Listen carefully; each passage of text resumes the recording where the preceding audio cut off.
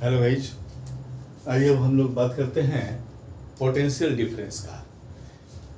इसके बारे में पहले भी बता चुके हैं कि पोटेंशियल डिफरेंस जो होता है that is the amount of work done in moving the unit positive test charge from one point to other. चार कंडीशन थे: against electrostatic field, by external agent, without acceleration and along any path. अब यहाँ पर देखिए, अब अगर इसके expression की बात करें तो कई तरह के एक्सप्रेशन है जो आपको सबसे इजी लगेगा, मैं वही देने की कोशिश कर रहा हूं। सपोज करो कि एक पॉइंट है O है और यहां पर एक चार्ज है Q। ये सोर्स चार्ज है और इसके इलेक्ट्रिक फील्ड में तमाम पॉइंट्स हैं और हमको निकालना है A से। ये पॉइंट A है और यहां है पॉइंट B। इससे दूरी है इसकी RB और ये दूरी है RA की, और हमको निकालना है A से B तक में मूव कराना है। अब मान लेते हैं कि कोई एक चार्ज A और B जो है, ये एक बात और है जो आप ध्यान दीजिए कि A और B are within the electric field of this charge. और सपोज कीजिए कि कोई चार्ज हम मूव करा रहे हैं A से B की ओर, तो A से जब आप मूव कराएंगे देखिए, तो चार्ज को लेके आए हम लोग, Q नॉट को लेके आते हैं हम लोग जनरली, और Q नॉट को जैसे लेके आए A से जैसे थोड़ा सा आगे बढ़ा, मान लेते हैं ये पॉइंट P है और यहां से इसका डिस्टेंस है R। देखिए इस डिस्टेंस R पे, तो यहां पे जैसे ही बढ़ा तो इलेक्ट्रिक फील्ड तो देखिए ये E वेक्टर तो बाहर को काम कर रहा था क्योंकि यहाँ पे सोर्स चार्ज Q है। अब क्या बात आती है कि इस P पॉइंट पे बाहर को लगेगा force, that is outward force. तो हमको फोर्स लगाना पड़ेगा एक्सटर्नल फोर्स, और वो रहेगा -Q नॉट E, जैसा कि पोटेंशियल डिफरेंस में हम लोग कर चुके हैं। और उसको अगर हम लोग थोड़ा सा डिस्टेंस आगे बढ़ा दें और ये है dl वेक्टर, तो यहाँ स्मॉल वर्क हो जाएगा dw equal to F vector dot dl vector, और F का वैल्यू देखिए -Q nought E vector dot dl vector, क्योंकि इस जगह पे बाहर को जो फोर्स लग रहा है वो फोर्स लग रहा है इस डायरेक्शन में, लग रहा है Q नॉट E, तो इस डायरेक्शन में लाना है ना, तो -Q नॉट E, और विदाउट एक्सेलरेशन लाना है इसलिए माइनस लगाए, तो -Q nought E into dl, -Q nought E dl cos 180। देखिए यहां पर P पर E इधर को जा रहा है, dl इधर को है, यहां पर एंगल है 180, cos 180 -1, तो ये हो जाएगा Q नॉट E dl, क्योंकि इसका -1 और ये माइनस कैंसिल आउट कर दिया। अब देखिए फिर उसी तरह से हम लोग बात करते हैं कि जैसे जैसे dl बढ़ेगा ये वैल्यू ऑफ r घटेगा।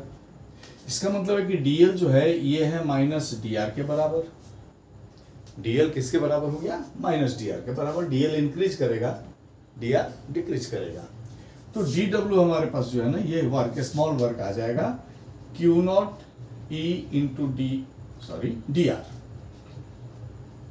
और इसके साथ ये माइनस रहेगा और ये हो जाएगा -Q nought E into dr।